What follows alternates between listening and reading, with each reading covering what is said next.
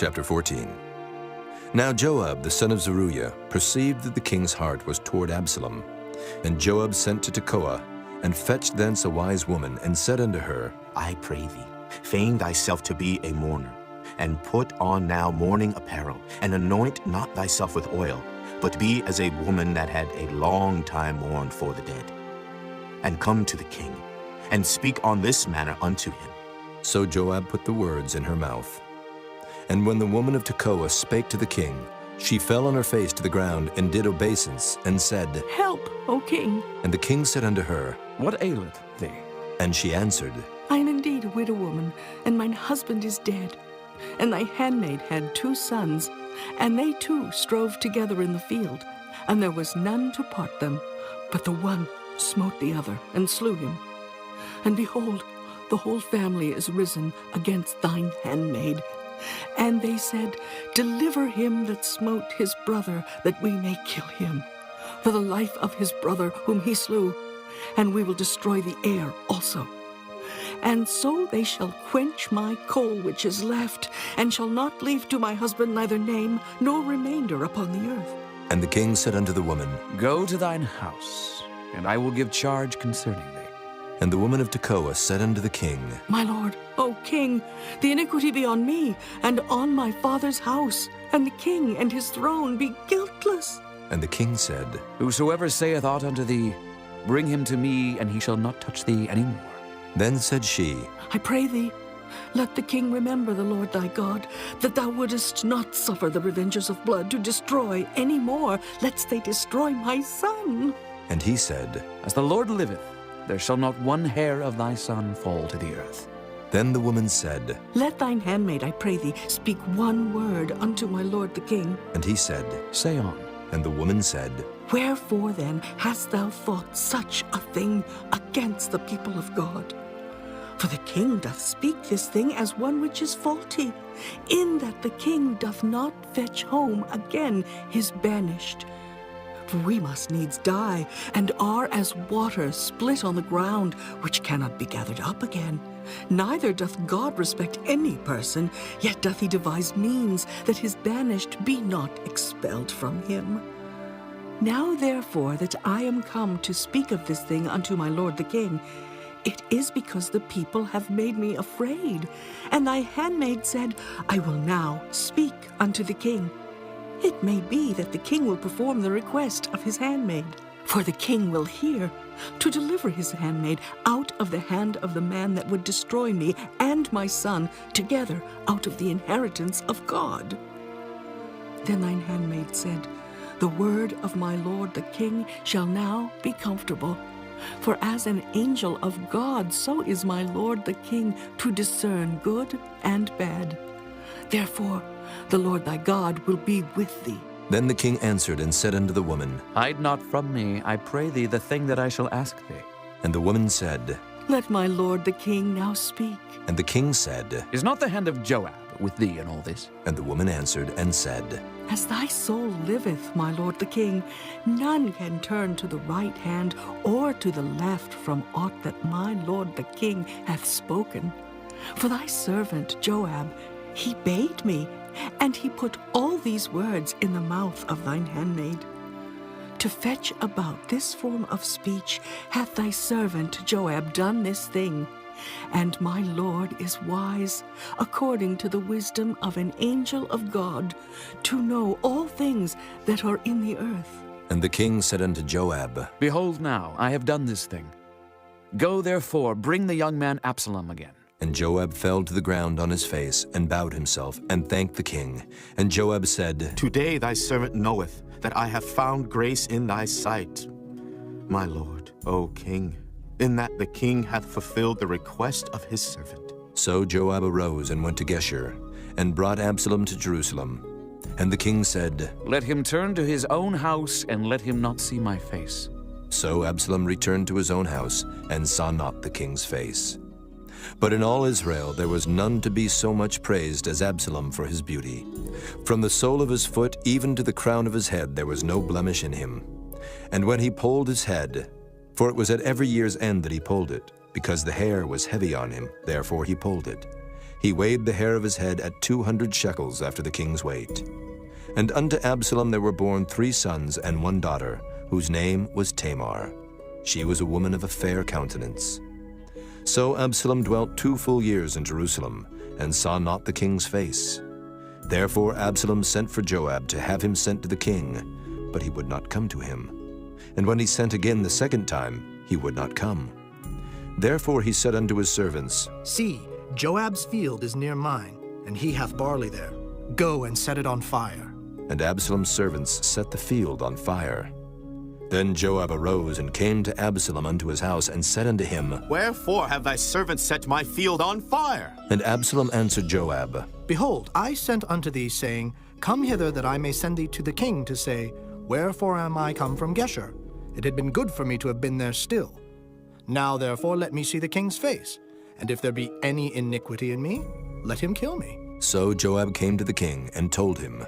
And when he had called for Absalom, he came to the king, and bowed himself on his face to the ground before the king, and the king kissed Absalom. Chapter 15.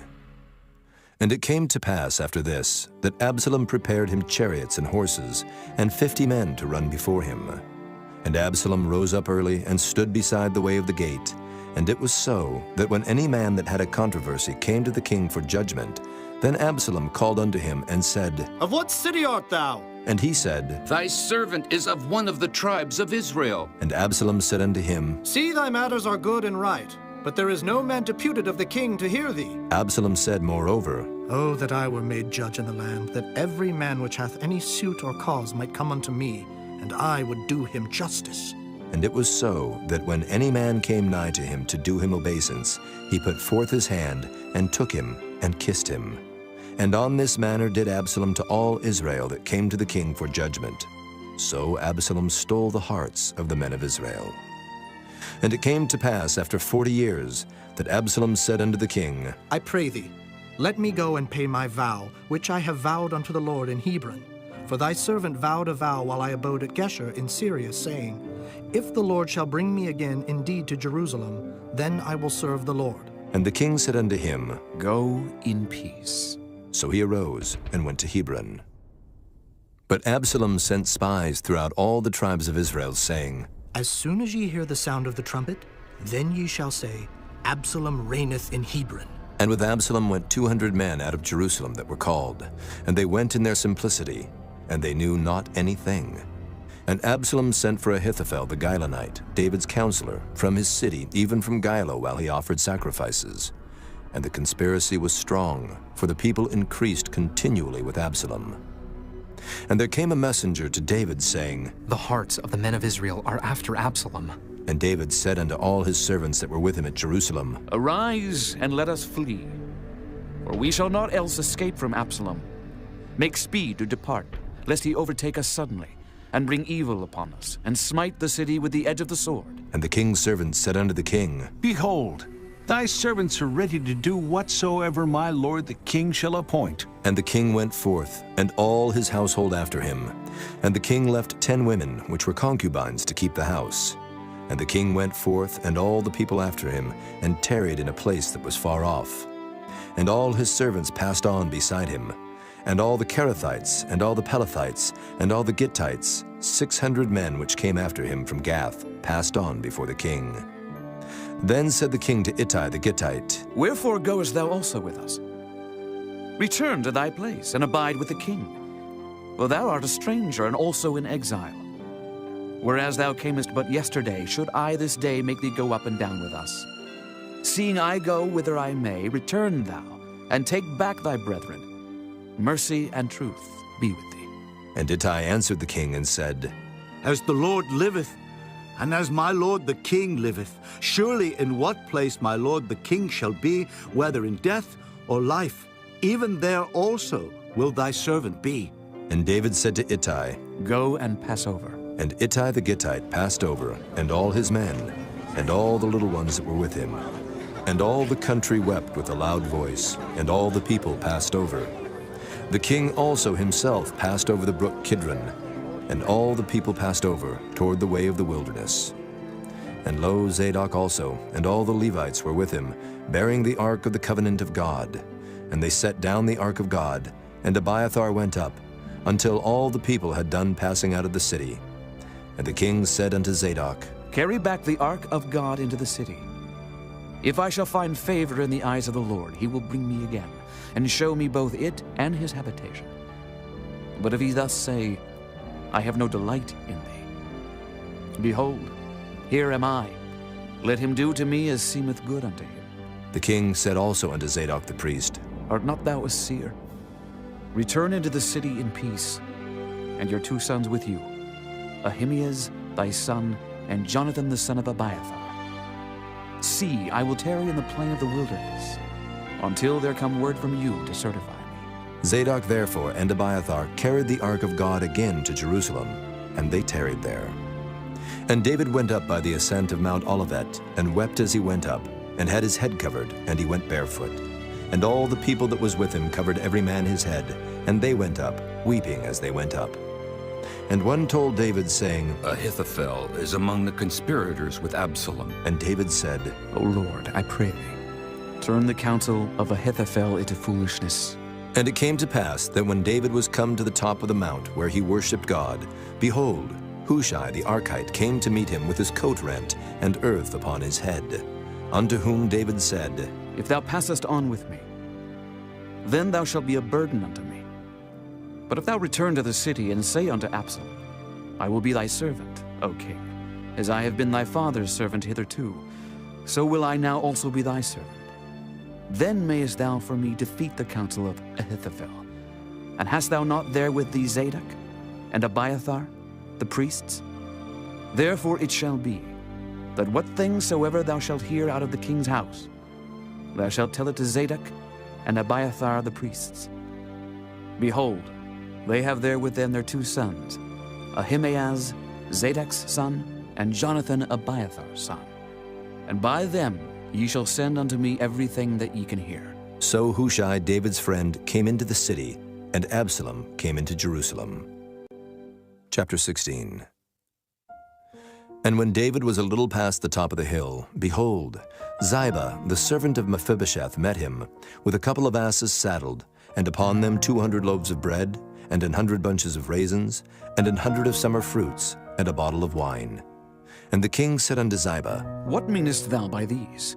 And Ziba said, The asses be for the king's household to ride on, and the bread and summer fruit for the young men to eat, and the wine, that such as be faint in the wilderness may drink. And the king said, And where is thy master's son? And Ziba said unto the king, Behold, he abideth at Jerusalem, for he said, Today shall the house of Israel restore me the kingdom of my father. Then said the king to Ziba, Behold, thine are all that pertain unto Mephibosheth. And Ziba said, I humbly beseech thee that I may find grace in thy sight, my lord, O king. And when King David came to Bahurim, behold, thence came out a man of the family of the house of Saul, whose name was Shimei, the son of Gera. He came forth, and cursed still as he came. And he cast stones at David, and at all the servants of King David. And all the people and all the mighty men were on his right hand and on his left. And thus said Shimei when he cursed, Come out, thou bloody man, and thou man of Belial. The Lord hath returned upon thee all the blood of the house of Saul, in whose stead thou hast reigned. And the Lord hath delivered the kingdom into the hand of Absalom thy son.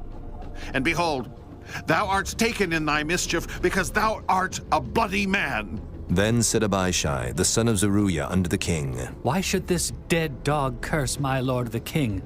Let me go over, I pray thee, and take off his head. And the king said, What have I to do with you, ye sons of Zeruiah? So let him curse, because the Lord hath said unto him, Curse David. Who shall then say, Wherefore hast thou done so? And David said to Abishai and to all his servants, Behold, my son, which came forth of my bowels, seeketh my life. How much more now may this Benjamite do it? Let him alone, and let him curse. For the Lord hath bidden him. It may be that the Lord will look on mine affliction, and that the Lord will requite me good for his cursing this day. And as David and his men went by the way, Shimei went along on the hill's side over against him, and cursed as he went, and threw stones at him, and cast dust. And the king and all the people that were with him came weary and refreshed themselves there. And Absalom and all the people, the men of Israel, came to Jerusalem, and Ahithophel with him. And it came to pass, when Hushai the Archite, David's friend, was come unto Absalom, that Hushai said unto Absalom, God save the king! God save the king! And Absalom said to Hushai, Is this thy kindness to thy friend? Why wentest thou not with thy friend? And Hushai said unto Absalom, Nay, but whom the Lord and this people and all the men of Israel choose, his will I be, and with him will I abide. And again, whom should I serve? Should I not serve in the presence of his son, as I have served in thy father's presence? So will I be in thy presence. Then said Absalom to Ahithophel, Give counsel among you what we shall do. And Ahithophel said unto Absalom, Go in unto thy father's concubines, which he hath left to keep the house, and all Israel shall hear that thou art abhorred of thy father. Then shall the hands of all that are with thee be strong. So they spread Absalom a tent upon the top of the house. And Absalom went in unto his father's concubines in the sight of all Israel. And the counsel of Ahithophel, which he counseled in those days, was as if a man had inquired at the oracle of God. So was all the counsel of Ahithophel, both with David and with Absalom.